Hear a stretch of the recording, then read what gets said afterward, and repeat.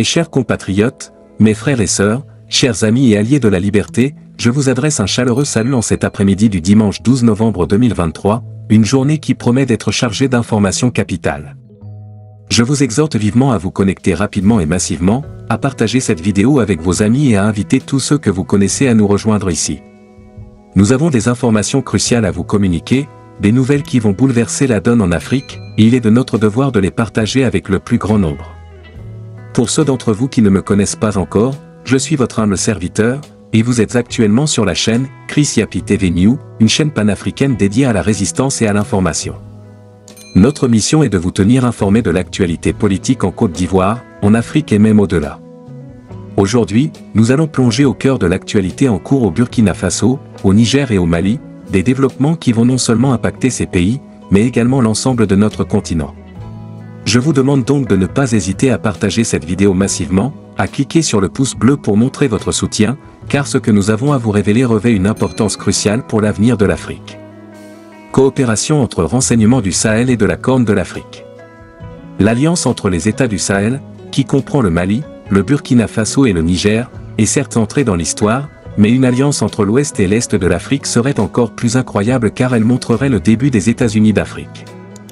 Les services de renseignement sahéliens et ceux de la Corne de l'Afrique s'unissent pour la sécurité du continent africain. La Mauritanie a abrité, du 5 au 7 novembre 2023, une réunion exceptionnelle, organisée en collaboration avec l'Union africaine, (UA), et le Comité des services des renseignements et de sécurité africaine, (CISA). Une rencontre destinée à ressusciter la coopération entre les renseignements des pays du Sahel et ceux de la Corne de l'Afrique. Il s'agissait de remettre au goût du jour, deux processus, lancés il y a une décennie en vue de renforcer la sécurité sur le continent. L'un dénommé processus de Djibouti, qui réunit plusieurs pays de l'Afrique de l'Est et de la Corne de l'Afrique, et l'autre appelé processus de Nouakchott, regroupant plusieurs pays de la région sahélo-saharienne. En attendant d'en mesurer les retombées sur les théâtres de la lutte contre le terrorisme dans les régions concernées, on peut, d'ores et déjà, saluer l'initiative. Car, en unissant leurs forces, ne serait-ce que sur le plan du renseignement, face au mal commun qui les ronge, ces deux régions africaines en proie au terrorisme, se donnent plus de moyens de tailler des croupières à leur teigneux et redoutable ennemi.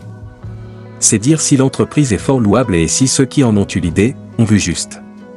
Ce cadre d'échange est d'autant plus salutaire qu'il a sans aucun doute été celui du donner et du recevoir, tant les zones africaines concernées peuvent se prévaloir d'avoir à la fois beaucoup souffert et appris de la lutte qu'elles continuent de mener contre le mal terroriste alimenté, pour ce qui concerne la Corne de l'Afrique, par les terroristes chebabs de triste et sulfureuse réputation. Et quid du pays hôte de la Réunion, en particulier, c'est-à-dire la Mauritanie dont la contribution au débat a sans doute été fort instructive, au regard de ses avancées notables sinon ses réussites dans la lutte contre le phénomène terroriste sur son sol? Nouakchott peut, en effet, se vanter notamment de sa stratégie sécuritaire qu'elle ne manque, du reste, jamais de brandir comme un exemple. Pour le moins, l'on sait que le pays n'a pas connu d'attaque terroriste depuis plus d'une décennie.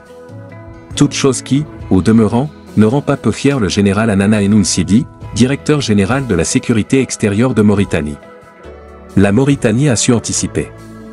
D'abord, sur le plan sécuritaire, nos forces armées se sont restructurées, se sont organisées et les services de renseignement fonctionnent très bien et sont cités comme exemple dans la région.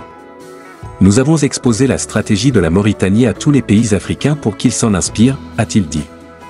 Reste à savoir quel sort sera réservé à l'application des recommandations issues des travaux de Nouakchott, dont l'Union africaine sera chargée d'assurer le suivi. Il est déjà question de l'organisation de réunions au moins une fois par an. C'est déjà un pas dans la bonne direction. Mais il est absolument nécessaire que cette résolution soit suivie au pied de la lettre. En attendant, il faut souhaiter que la coalition des deux processus soit solide comme un roc, de sorte que ces résultats forcent le respect parce qu'ils auront marqué une avancée décisive dans la résolution de la crise sécuritaire aux conséquences incalculables. L'Association des promoteurs d'écoles privées agréées du Mali a décrété du 6 au 10 novembre dernier une grève de 5 jours. Le mouvement a concerné les lycées et écoles professionnelles. Selon des acteurs du domaine, en plus d'avoir des conséquences sur les élèves, cette grève est un manque à gagner pour les enseignants. De nombreux élèves rencontrés s'inquiètent des conséquences que cette grève pourrait avoir sur leur cursus.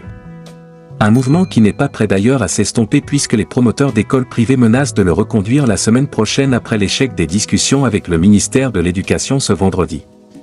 Durant cette période de cessation de travail, certains jeunes élèves se consacrent aux tâches ménagères, aux activités sportives, se promener entre les grains, ou faire des recherches sur le net. Ça peut mettre certains élèves en retard, dit un lycéen.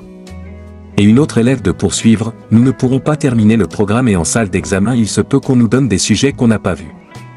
Les jeunes enseignants qui ne profitent pas non plus de cette situation, s'inquiètent de l'éducation de leurs apprenants. Selon Abdoulaye Fotigui Berté, secrétaire général du bureau des enseignants des écoles privées, il est impossible de rattraper une heure de cours perdue au cours d'une année. Ce que nous perdons est moins par rapport à ce que les enfants vont perdre.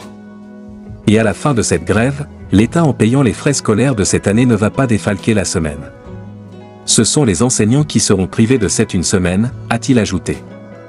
À noter que l'association des promoteurs d'écoles privées agréées du Mali a rencontré ce vendredi 10 novembre 2023 le ministre de l'Éducation. Selon le secrétaire général de l'association, Boulkazoum Touré, il n'y a pas eu de satisfaction.